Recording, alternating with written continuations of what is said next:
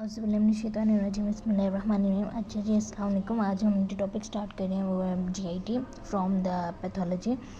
ये medium robin है, तो हम स्टार्ट करते हैं। अच्छा, इस पैराग्राफ में जनरल बताया हुआ है कि हमारे पास GIT ट्रैक में कौन कौन से पार्ट आते हैं। हमारे पास ओरल कैविटी से ये स्टार्ट होता है और NS तक जाता है, ठीक है। और हमें पता है GIT का जो जनरल इंटरव्यू है ना, मैं आपको दे देती हूँ कि इसकी हमें पता है कि 4 लेयर्स होती हैं।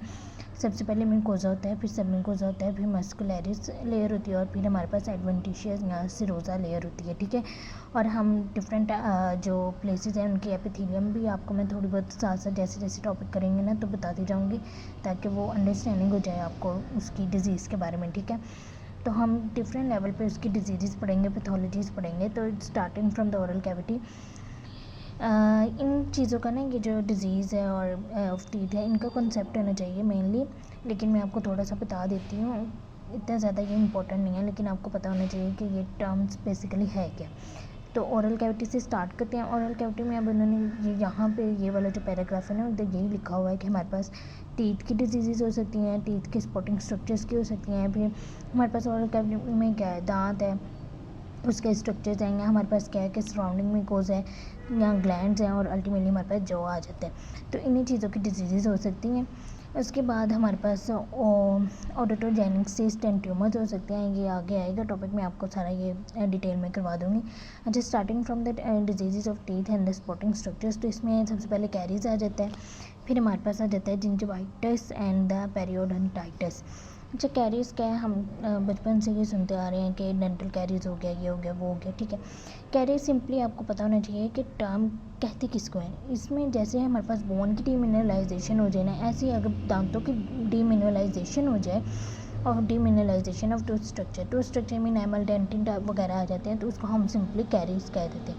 अब कैरीज की रीज़न क्या होती है, जब हमारे पास जो बैक्टीरिया होता है ना, वो हमारे पास क्या करे कि फर्मेंटेशन करवाए शुगर के हमारे पास ओरल कैविटी में।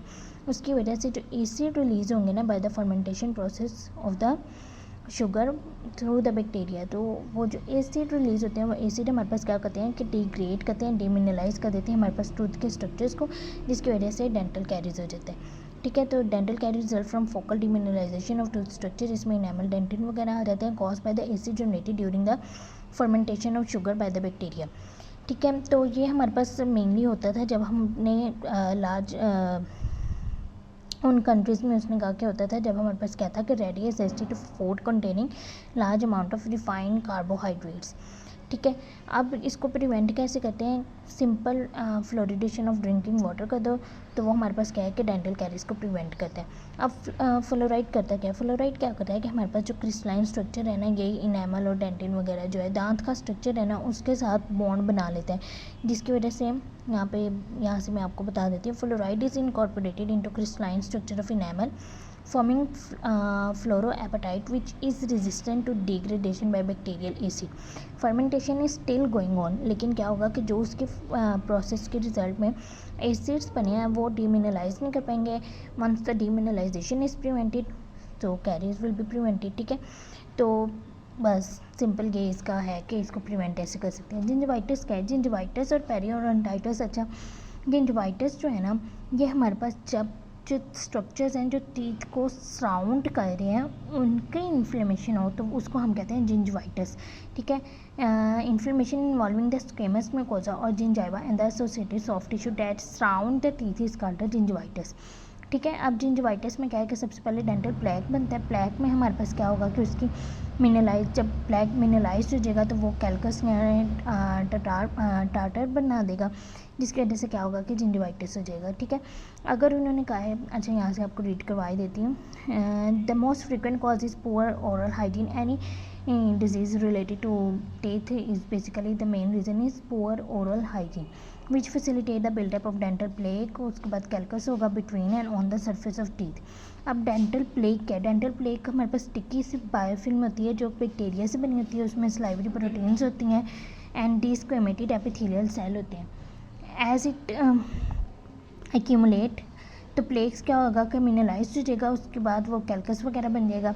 अब इन्होंने कहा है कि सब जिंजाइवल जो प्लेक होते हैं ना और उसमें जो बैक्टीरिया हो वो क्रॉनिक जिंजिवाइटिस करते हैं। बस जिंजिवाइटिस का पता होना चाहिए कि हमारे पास जो सराउंडिंग स्ट्रक्चर की इन्फ्लेमेशन है उसमें स्क्वेमस म्यूकोसा आ जाता है जिंजाइवा सिंपली, तो उसको हम कह देते हैं कि ये हमारे पास क्या है कि जिंजिवाइटिस है।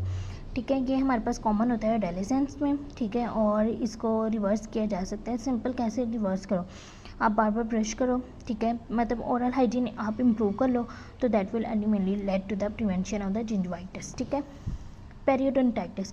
पेरियोडोंटाइटिस ये है कि सिंपल इन्फ्लेमेटरी प्रोसेस है, लेकिन ये क्या है कि स्पोर्टिंग स्ट्रक्चर्स का, स्पोर्टिंग स्ट्रक्चर में क्या आ जाते हैं, पेरियोडोंटल लिगामेंट्स आ जाते हैं, एल्वियोलर बोन आ जाती है, सीमेंटम आ जाते हैं। ठीक है, अब इसमें क्या है कि हमारे पास ये भी पुअर ओरल हाइजीन जब होगी उसकी वजह से ये एसोसिएट होता है।